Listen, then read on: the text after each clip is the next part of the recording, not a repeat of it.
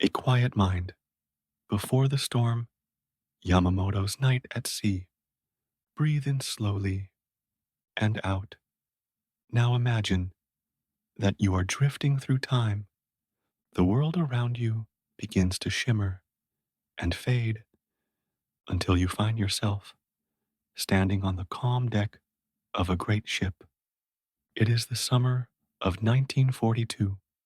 The Pacific Ocean stretches endlessly in all directions, a sea of silver and blue glinting under the moonlight.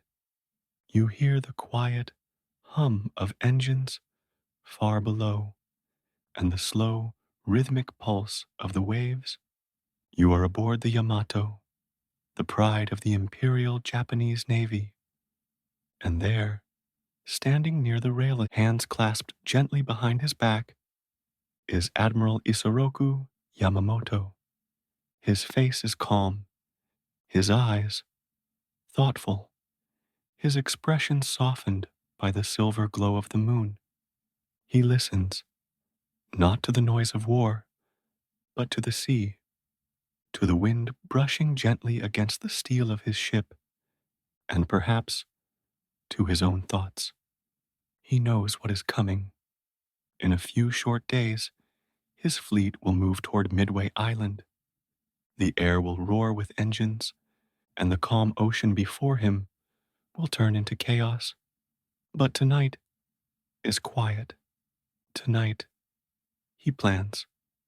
He takes a slow breath and opens a small leather notebook worn at the edges. Inside are neat lines of writing, sketches of ships and formations, plans upon plans. He traces them with his finger. His hand is steady, but his heart, perhaps, is not. For Yamamoto is not a man who loves war. He is a strategist, a student of balance, a man who once studied in America, who admired its energy, its industry, its spirit. He had warned his government that war against the United States would be long and filled with sorrow. And yet, here he was, tasked to lead the fleet that would change the tide of the Pacific.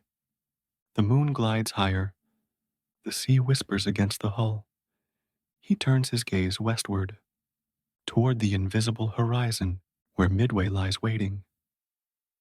He thinks of the carriers, the proud heart of his navy, Akagi, Kaga, Soryu, and Hiryu. They will be the striking hand. Their aircraft will rise like flocks of birds at dawn, reaching for the sky, their shadows dancing over the waves. But Yamamoto knows victory does not live in numbers alone.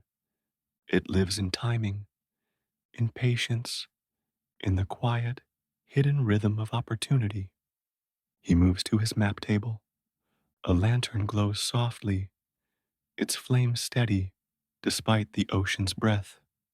The map stretches wide before him, painted with delicate lines of islands and seas. He adjusts a small wooden marker, moves another. His mind is calm, deliberate, like a game of Go, each move a conversation with fate itself. He pauses, the lantern flickers, the ship hums. A young officer approaches quietly and salutes. Admiral, the weather reports are ready.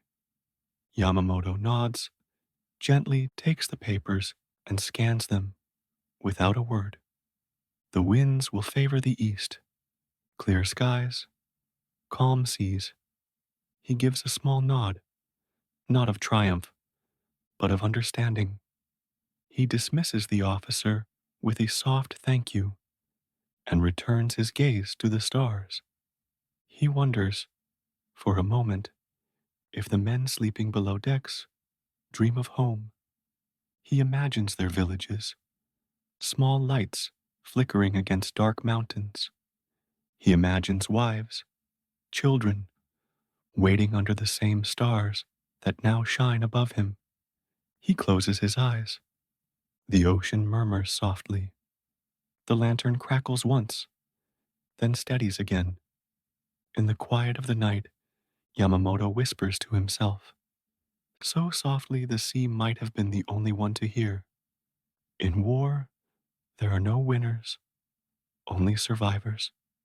He turns back to his notebook and begins to write, not about strategy, but about the importance of calm, the importance of patience, each word written with care, as though he were speaking to the future itself. Outside, the waves continue their endless dance. A faint mist drifts across the deck. The ship moves gently, carving a slow path through the sleeping sea. You stand nearby, watching. You feel the calm in him, the stillness before the storm. You feel, perhaps, that he already knows what will come, that fate has already written its ending. And yet, he does not resist it. He moves forward with quiet dignity. Like the tide itself, the night deepens. Stars shimmer and fade behind thin clouds. Yamamoto folds his notebook, sets it beside the lantern, and takes one last look across the horizon. He whispers a silent prayer for his men, for his country, for the sea that carries them all. Then, with a final breath, he steps away from the map and lets the night embrace him. The waves grow slower, the hum of the engines softer. The world begins to blur again. The moonlight, the ship, the distant sound of the sea. You feel yourself drifting backward through time, back toward your own bed, your own quiet room. The sound of the ocean fades to silence. Only your breathing remains, steady, slow, peaceful. As you close your eyes, you can still see him, Isoroku Yamamoto, standing beneath the silver sky, a man caught between duty and peace, between the vastness of the sea and the weight of destiny. And as you drift into sleep, his calm becomes yours. The waves become your breath, and the night carries you gently into dreams.